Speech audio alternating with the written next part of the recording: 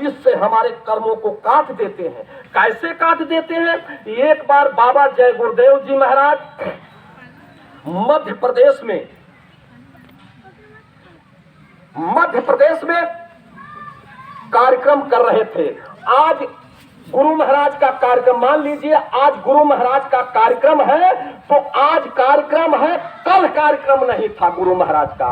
लेकिन जब गुरु महाराज सत्संग सुना लिए तो सभी प्रेमियों के बीच में कहा गुरु महाराज कि बच्चा कल भी कार्यक्रम होगा और आश्रम पर कार्यक्रम होगा।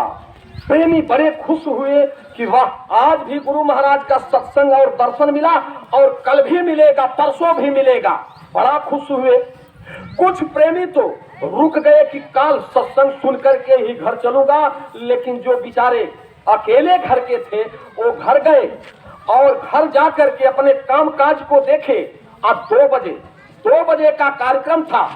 वो प्रेमी अपना सब काम स्थिर करके 2 बजे से पहले अपने घर को छोड़ा, बढ़िया बढ़िया कपड़ा पहन करके आने गुरु के मस्ती में गुरु का गुणगान गाते हुए, प्रार्थना बोलते हुए, गुनगुनाते हुए अपने घर से निकल पड़ा एक प्रेमी। आज जो वही वो प्रेमी घर से निकला, ते वही हल्की हल्की ऊपर से बारिश होने लगी, हल्की हल्की बारिश। अब प्रेमी प्रार्थना बोलते हुए जा रहा है। प्रेमी कुछ दूर आगे बढ़ा, प्रेमी भाई बहनों, तब तक उस प्रेमी का पैर फिसला और धड़ाम से गिर गया। और गिरते वक्त वो प्रेमी जय गुरुदेव आने जय गुरुदेव का आवाज लगाया। और उस समय गुरु महाराज उस आश्रम में एक बेड था, उस पर बैठे हुए थे, पैर को आने पलथी मार करके। और जब वही ये प्रेमी कहा जय गुरुदेव, ते वही गुरु महाराज अपने दाहिने पैर को निकाला और जोर से पटकते हुए कहा, ले बच्चा तुम्हें मैं साफ कर दिया। जय गुरुदेव कहा, ले बच्चा तुम्हें मैं साफ कर दिया। जितने प्रेमी वहां थे कहे, गुरु महाराज ये क्या कह रहे हैं, लो बच्चा तुम्हें मैं साफ कर दिया। किसी प्रेमी ने कहा, मौज में कुछ कहते होंगे, छोड़िए जाने दीजिए, क्या उस व्यक्ति का टिप्पणी आप कर रहे हो, गुरु महाराज की मौज है, ले बच्चा तुमको साफ कर दिया। अब वो प्रेमी बेचारा गिर चुका था, जो उसका कपड़ा खराब हो चुका था, एकदम खराब हो चुका था। फिर प्रेमी वो वापस घर लौटा, घर लौट करके आया और दूसरा कपड़ा पहन करके फिर निकला आने गुरु महाराज का प्रार्थना गाते हुए, गुनगुनाते हुए रास्ते में। और फिर प्रेमी जब कुछ दूर गया तो फिर उसी तरह से धड़ाम से गिराया। गिरते समय जय गुरुदेव बोला, और जब फिर जय गुरुदेव बोला तो गुरु महाराज उस आश्रम में बैठे हुए, उसी तरह बैठे हुए थे। फिर अपने दाहिने पैर को गुरु महाराज ने निकाला और पटक करके कहे, ले बच्चा तेरे पूरे परिवार को साफ कर दिया। गुरु महाराज ने एक कहा। फिर प्रेमी कहे, अरे मौज क्या है भाई, एक बार कहे ले बच्चा तुमको साफ कर दिया, ले बच्चा तेरे परिवार को साफ कर दिया। प्रेमी भाई बहनों, फिर वो प्रेमी वो वापस लौटा और फिर घर गया। अब फिर घर गया, फिर तीसरा कपड़ा बदल करके फिर चल दिया रास्ते में। अब तो सत्संग कहाँ मिले, सत्संग तो समाप्त हो चुका था, लेकिन कहा चलिए सत्संग नहीं मिलेगा, गुरु महाराज का दर्शन तो मिल जाएगा। अब प्रेमी जब चला तीसरा कपड़ा पहन करके, रास्ते में जब आया तो अंधेरा होने लगा। अंधेरा जब होने लगा तो प्रेमी भाई बहनों, अब प्रेमी धीरे धीरे गुनगुनाता हुआ जा रहा था। तब तक एक आदमी मशाल जलाया, हाथ में मशाल लेकर के उस प्रेमी के पास पहुंचा और कहा, भाई चलो तुमको जहां जाना है वहां पहुंचा दूं। कहा, अच्छी बात है भैया, चलो पहुंचा दो। आगे आगे मशाल लेकर के वो चलने लगा और पीछे पीछे वो प्रेमी भाई बहनों जाने लगा। चलते चलाते जब आश्रम पर वो प्रेमी पहुंचा और मशाल वाला भी पहुंचा, तो आश्रम में जो गेट लगा हुआ था वो प्रेमी तो आश्रम के अंदर चला गया। अब कुछ दूर जाकर के, अब मशाल वाला वहीं खड़ा हो गया। कुछ दूर जाकर के पीछे देखा तो वो गेट के बाहर मसाल लेकर के खड़ा है। जब गेट के बाहर ताका तो कहा, रे भैया, अरे आओ, सत्संग तो खत्म हो गया है, आओ कम से कम गुरु महाराज का दर्शन तो कर लो। मसाल वाला क्या कहा, नहीं भैया, हम तुम्हारे गुरु महाराज का दर्शन नहीं करूंगा, मैं तुम्हारे गुरु महाराज के सामने खड़ा तक नहीं हो पाऊंगा, तुम जाओ, मैं जाऊंगा यहीं से। कहा, रे आओ दर्शन कर लो, कम से कम दर्शन कर लो। तो उसने कहा, अरे मुझे जानते हो मैं कौन हूं? तो प्रेमी कहा, नहीं भैया, मैं तो नहीं जानता हूं, आप कौन हो? उसने कहा, मैं काल हूं, काल, काल हूं। देख, रास्ते में तुमको 2 बार मैं ही गिराया था। एक बार जब तुम्हें मैं गिराया, जब तुम जय गुरुदेव बोले, तो तुम्हारे गुरु महाराज तुम्हारे सारे कर्मों को जला करके राख कर दिए।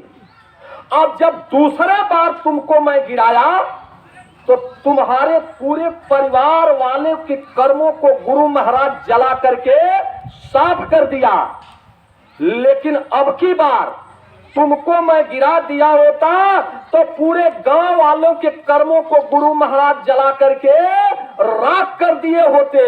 इसलिए मैं तुमको मसाल जला करके तुम्हारे स्थान तक पहुंचाया कि अब की बार गिराया तो पूरे गांव में हमारी बस्ती ही उजड़ जाएगी। तो ऐसे हमारे गुरु महाराज हैं प्रेमी भाई बहनों, ऐसे गुरु महाराज हैं, ऐसे गुरु के हम शिष्य हैं। लेकिन क्या कहा जा, सत्संग बोलते समय कोई कोई जो पढ़े लिखे हैं वो कहते हैं लोग कि कुछ अपना अनुभव भी बोला करिए। हमने कहा, भाई अपना अनुभव क्या, मैं अपना अनुभव बोलूं? गुरु महाराज ने तो साफ शब्दों में कहा, बच्चा, पवित्र आचरण ही आध्यात्मिक महल की नींव है। ये गुरु महाराज का शब्द है, पवित्र आचरण ही आध्यात्मिक महल की नींव है। जब तक, गुरु महाराज ने कहा, जब तक भोगों के गुलाम बने रहोगे तब तक परमार्थ की बातें करना हास्यपद है। आप बताइए, ये दुनिया भोगों का गुलाम है, अब वो कह रहे हैं मालिक की परमार्थ की बातें करना हास्यपद है।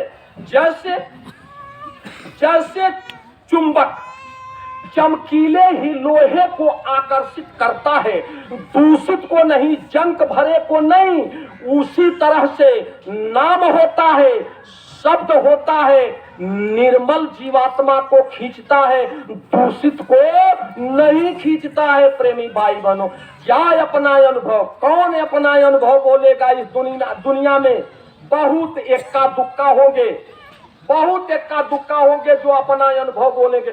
जब पर हम आप भोगे के गुलाम हैं तो क्या हम पाएंगे?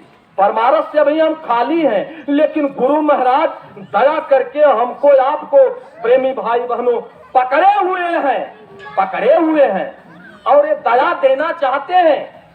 आप लोग, कितने लोग कहते हैं अरे वहां तो बड़ी रुपया पैसा तमाम बातें कर दिया करते, लेकिन ये प्रेमी भाई बहनों, गुरु ना भूखा तुम्हारे धन का, उनके पास धन नाम रतन का, तुम्हारे धन रुपए पैसे का ये भूखे नहीं, उनके पास तो अगाध धन है। प्रेमी भाई बहनों, रिद्धि सिद्धि गोड़ तोड़ करके वहां बैठी है, जब चाहे तब एक काम ले ले, लेकिन हमसे आपसे कुछ सेवा लेकर के हमारे आपको कर्मों को साफ करते हैं। सिर्फ ये भाव के भूखे होते हैं और प्रेम के भूखे होते हैं, प्रेम के भूखे होते हैं। लिखा है, कृष्ण भगवान ने अपने भक्त से कहा, 7 शब्दों में कृष्ण भगवान ने कहा है अपने भक्तों से, भाव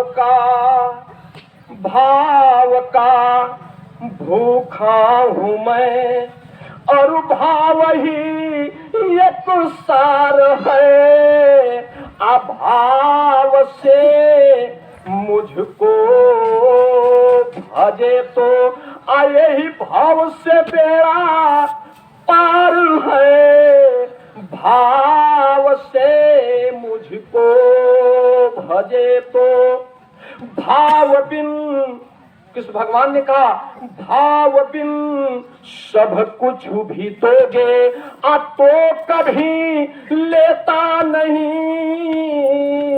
अभाव से एक फूल दोगे तो मुझे स्वीकार है, भाव से एक फूल दोगे।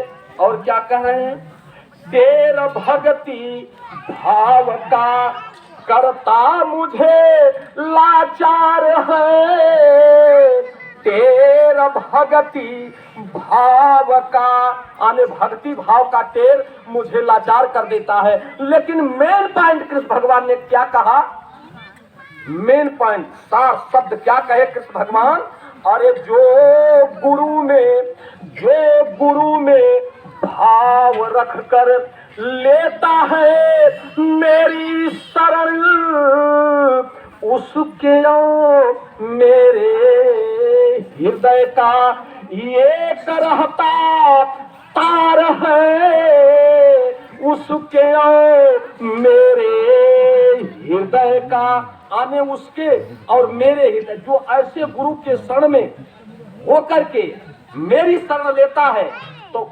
वैसे गुरु के शरण में होकर शरण लेता है तो उसके और मेरे हृदय का एक तार रहता है। अगर बिना गुरु का शरण लिए आप जिंदगी भर कृष्ण कृष्ण कहते रह जाओगे, लेकिन कृष्ण की हवा तक नहीं पा सकते हो। इतनी बड़ी गुरु की महिमा है, इतनी बड़ी गुरु महाराज की दया है। ऐसे गुरु को प्रेमी भाई बहनों हम ऊपर ऊपर गाते हैं, इनका वर्णन हम ऊपर ऊपर करते हैं। गुरु को ऊपर ऊपर गाता, ऐसे गुरु को ऊपर ऊपर गाता, अब गुरु को दिल भीतर नहीं लाता, बाहर दर्शन गुरु का करे। हालांकि बाहरी दर्शन से, इस स्थूल शरीर का दर्शन करने से भी बड़ा लाभ होता है, शरीर पीड़ा कम होती है, प्रेमी भाई बहनों आत्मा पवित्र होती है, सुमिरन भजन ध्यान करने का जी करता है। लेकिन कहा है कि बाहर दर्शन गुरु का करई, और यही चित्त में दर्शन कभी ना धरई।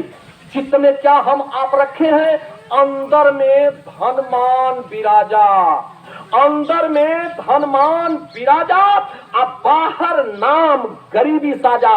अंदर में तो धनमान प्रतिष्ठा आने तोड़ तोड़ करके बैठी है, विराज करके बैठी है, बाहर से हम दीनता दिखाते हैं, गरीबी दिखाते हैं और कहते हैं हम सुमिरन भजन ध्यान करते हैं। अंदर में धनमान विराजा, बाहर नाम गरीबी साजा, कैसे काज तेरा होवे भाई, अब गुरु संग ऊपरी लगान लगाई। कैसे प्रेमी भाई बहनों हमारा आपका काम होगा, हम आप गुरु के साथ में ऊपरी लगन लगाए हुए हैं। एक प्रेमी कहता है जो गुरु के शरण में पहुंच करके